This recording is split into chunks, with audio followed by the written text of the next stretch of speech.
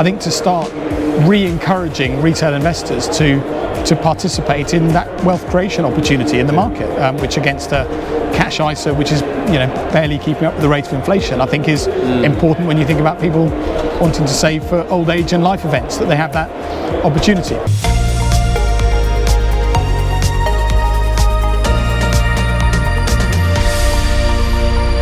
Well, I'm here at Attenborough with Tom Attenborough, the head of primary markets at the international primary markets at the London Stock Exchange. Tom, we spoke a year ago. Yeah. Seems gone quite quick, actually. This year, though, I would say it's been a lot better for the markets in general, also the mining sector in general. But what are your thoughts on 2025?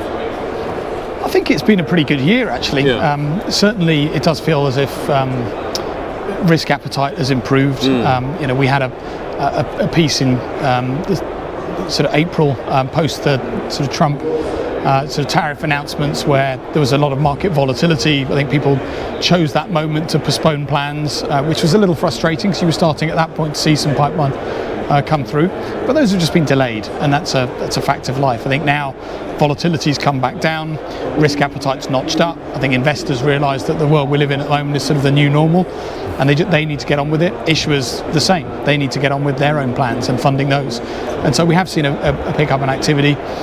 We've now seen about $2 billion raised in the IPO market this year, which sort of doubles where we were last year. Oh, really? The last year, of course, was a low base. But I think as we move into next year, the pipeline is actually looking really encouraging. It definitely seems easier for companies to have got capital this year. I guess you'd agree on that. Yeah, I mean, since the start of 24, so over the last sort of 18, 19, whatever it is, 20 months, we've seen about $55 billion of equity raised in the London market, which is about double that of the next nearest European market. It puts London after the US, India, Hong Kong, Japan. So, and we're the only European market in the top 10 globally. So actually, it's not been a bad time relatively for the London market either. There've been a lot of big blocks done in the market. We've seen 5 of the 10 multi-billion-dollar blocks done this year in Europe done on the London market. We've seen AIM this year have its record ever capital raise with a 1.1 billion fundraising to fund a US acquisition. So we're starting to see some good signs that risk appetite's returning, and that's fed through into the IPO market reopening after the summer, which is what we expected it to do. Was it the AIM celebrated anniversary this year? Was it? Yeah, it was AIM's 30th anniversary. 30th, yeah. Okay, yeah. So I think it remains, I think one of the world's leading growth markets. We look back over the last 5 years. AIM still has a track record of raising about 50% of all of the equity raised across SME growth markets. It hasn't been the easiest time for small mid caps generally, I'd say, around the world, given some of the volatility we've seen, given risk appetite the last couple of years. But we are starting to see, I think, reasonable signs of life. We've got a couple of AIM IPOs even over the next sort of couple of weeks pre-Christmas. Right. So I think some very sort of good signs there. We've also put out a discussion paper as an exchange in the last sort of 2 weeks, talking about what is the future of AIM. Now it's just turned 30, and that discussion paper is based on the back of a quite extensive consultation with the market over the summer, with issuers, with investors, with the nominated advisor community, with brokers, etc. So we'll see, I think, some further changes as we go into the new year, which should again leave AIM one of the best places to raise money on a growth market. Could you give us a sense of perhaps a split of IPOs this year? I'm talking sector-based, really, just to get a sense of what was coming in, what was kind of hot. It's been really quite broad-based, I'd say. Right. Just over the last sort of few weeks, we've seen, Shawbrook, a UK fintech. We've seen Fermi, which is a US data center business, which is dual listed on NASDAQ and London. We've seen Princes, which is a pan-European food staples business. We've seen Winvia, which was a sort of UK sort of media and gaming stock. Right. So it's been quite varied across the piece. It sounds quite techy or data-y. Not so many miners. Well, we've seen 6 mining listings over the course of the year. And that sort of spans big and small as well, which is quite encouraging. Okay. So, we saw Metlin in Greece, which is partly an energy business, but partly the aluminium and bauxite business. moved their primary listing to London in the summer. Okay. That came with around about a 6 billion sterling market cap. Entered the FTSE 100 at the first review in September after they admitted. So at the sort of large end, that was good to see a new entrant into the FTSE 100, which has at least a strong footing in the sector. We saw Valterra Platinum dual list in London as part of its demerger from Anglo American. That's done fantastically since it demerged and added the London listing. It's sort of doubled since that took place, and that stock continues to do well. Anglo American then sold a $2.5 billion block, their remaining 19.9% in Valterra in a market block which was digested very quickly. So there have been signs of life at the larger end, but also at the smaller end as well. We've seen some reverses into AIM, some reverses into the main market. But, these are companies who are listing with capital raises of 3, 5, 7 million. Right. So the junior end. It's at the junior end, exactly. Well, you just hosted, or you were on a panel, I should say, funding the juniors, which I think was you think you did a similar panel last year. Yeah. What were the sort of key takeaways from that panel discussion? I think you just come from that now. I'm just about to go and do it. Sorry, you're about to go and do it. Okay. So one of the things I think will come up on that panel, I think it's overall it has been a tough financing environment for juniors around the world. I think we're very conscious at the London market. We've got to do everything we can to make it as straightforward as possible. Yeah. I think it's been a huge focus on the regulatory side. So there's been a wholesale rewriting of the main market listing rules, which came in end of the summer last year. So they've had about just over a year now to bed in. They've gone down very well. We've seen changes in the prospectus regulations announced, which will come in January next year. We've seen changes to the rules on entering the indices. We've seen some fundamental changes in sort of corporate governance regimes, the stewardship code, which I think again, for a company thinking about coming to the market for the first time, should give people comfort that London is now as easy a place as any to come and raise capital. So the supply side reform agenda that we've seen over the last sort of few years feels like it's sort of coming to a close almost, with a lot of those things now in place. The AIM discussion paper that I mentioned being the last bit of the jigsaw on that for the growth market side of it. I think now a lot of our attention at the stock exchange, and indeed other parts of the ecosystem, is about, have we got the environment where the capital is flowing as freely as it can do? And so I think with a world where ever more investment funds are moving to passive from active, clearly that disproportionately favours those with big index weightings. Retail investors have other things to do with their money. Crypto's been a big thing that competes, with some of the higher risk and return, elements of the junior mining sector, as well. And indeed, a lot of people have chosen to use tax-free wrappers in the UK to keep their money in cash ISAs. So right, yeah, and that's changed recently, hasn't it, as well, with the budget that was announced. That I think was. I don't live in the UK, but I sort of follow it, and I think was she setting our expectations like really bad, because it didn't seem to come out anywhere near as bad as the preemptive sort of talk was. I don't know really. Well, on the capital markets reform side, I think it was another really good step in the right direction. Right, So, we had a couple of announcements which I think were important. One was the ISA limit overall remains at 20,000, but the cash ISA component of that is capped at 12,000. So if people want to use their full 20,000 tax-free allowance, the hope is that they invest some of that in productive assets, whether that's in the market, in individual stocks, in ETFs or funds, or it could be anything. But I think to start re-encouraging retail investors to participate in that wealth creation opportunity in the market, which against a cash ISA, which is barely keeping up with the rate of inflation, I think is important when you think about people wanting to save for old age and life events, that they have that opportunity. Yeah.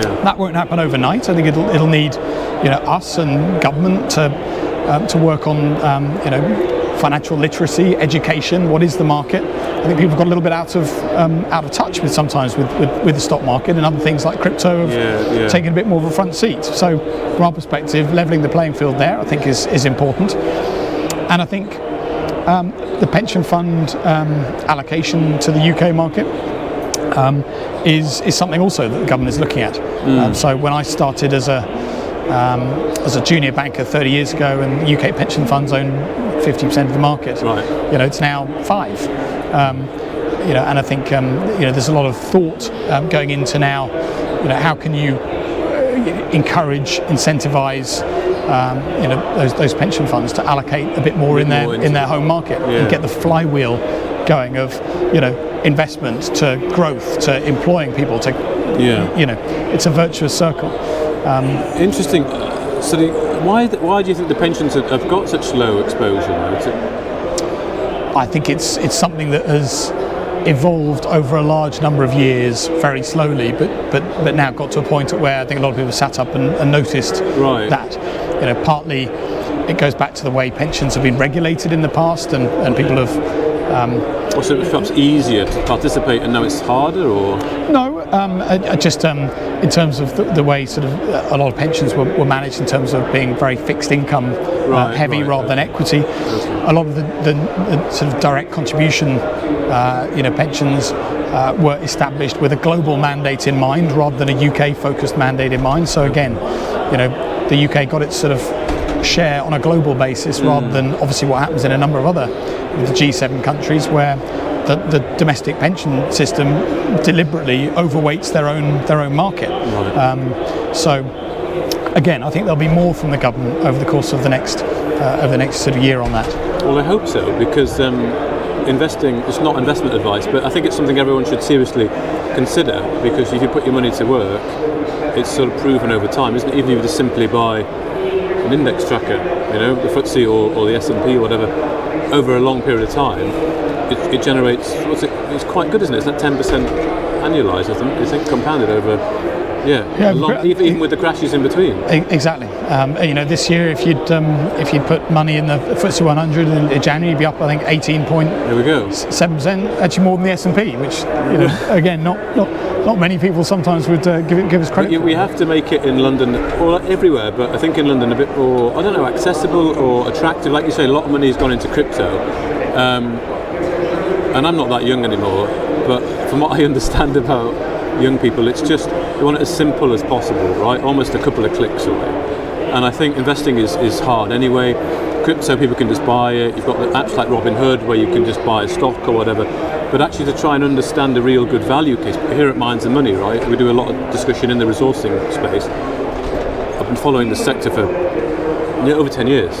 2012 I first started investing. I've just come back from Swiss Mining Institute, where there's gold has done extremely well, silver's moving now, copper's doing well, uranium stocks are moving. There's a lot of bullish about the commodities sector. I agree. And I think a lot of it's very cyclical, and it's going to start in the early innings, I think, of a commodity super cycle. But it's so difficult to understand, isn't it? So I don't know, what can the LSE do to make it easier to understand and easier just to get involved? I think we have to play our part in terms of that financial literacy piece. We spend a lot of time on that, making it more accessible. We've opened an Instagram account, which is not better late than never. But so we're again trying to put out some of those short form messages. What is the market? How does it work? What's it for? So you'll see us be doing some more of that. But again, I think that's for the entire retail-focused ecosystem to again, there was people were talking about the idea of almost a Tell Sid version 2 campaign. For those of us old enough to remember the British Gas retail, campaign that was, Tell Sid about this investment opportunity. Right. That was the advert. Right. Okay. And I think there's a lot of people who think that would be a great way of sort of again rebooting. Investment in markets as a good way of people sort of investing for the long term. And just finally, perhaps on the resource sector generally, I'm getting a sense that we're having this sort of return now to the hard assets, the energy, for example, that sector. And I liked what I saw in the UK. Well, actually, it was global, but a lot in the UK, these Bitcoin treasuries, and a lot of mining companies jumped on that as well, kind of like backing hard assets in the ground with like a digital asset. And I'm starting to see perhaps a bit of softening of the the battle between hard assets and digital. Bitcoin was always versus gold, right? But I'm starting to see a bit more. Actually, Bitcoiners can see the value of gold. Tether's buying up a lot of gold, so we're seeing them buy that hard asset. And the gold people are seeing actually, the crypto element has got a lot of interest around, a lot of capital around it. And I'm just seeing a lot more chat about that recently, and tokenizing the mining sector, for example, capital ready to deploy. So I don't know if you have any thoughts on perhaps the general tech space or the crypto space, and what could attract those investors, if you like, to hard assets, because digital currency is great, right? I can see a value in it. You can't touch it, it's not real, whereas stuff in the ground really is. It's finite, and we need it in everyday life. So just your thoughts on that, and what you're seeing at the heart of the London Stock Exchange. Well, we're certainly seeing an appearance of some of those crypto treasury models. We've got some companies who are on our market already, who are adopting that as a strategy, and we've seen some companies who are adopting that as a strategy approach the market around fresh listings. So again, we've just had one KR1 business admit to the market a week or so ago. That went to the main market, to the regulated market. There are others looking at AIM as well. So I think not an issue with that as a business model per se. It is a new model. It's something that I think all of the regulators, be they have wanted to spend a bit of time scrutinising and making sure that they understand it, that they think investors are going to understand it, because ultimately it does layer on a little bit more risk to the model, frankly. But I think as long as companies explain what they're doing and the risks associated with it, again, I think we will probably see a little more of that. Yes. Right. And just finally, then, 2026, looking ahead, do you have a sense of what it perhaps looks like, whether it's macro, whether about the economy, what's coming onto the market, or indeed resource stocks? Any tidbits of information that you can give our listeners and watchers? I think the crystal ball is always quite difficult. Isn't I know, it? But I think we're in a world which remains sort of geopolitically complicated, and where growth, be it around the UK or Europe, particularly compared to some other parts of the world, is going to remain fairly low compared to historical standards. So having said that, do we see a larger pipeline now of companies looking to come to market than we have seen for a little while? Yes, absolutely. I think it's going to be a very busy year. Okay. I think you've got a lot of private equity-backed assets sitting there looking for liquidity events and really starting to go through the motions now. Interesting, isn't it? I'm hearing a lot about private equity.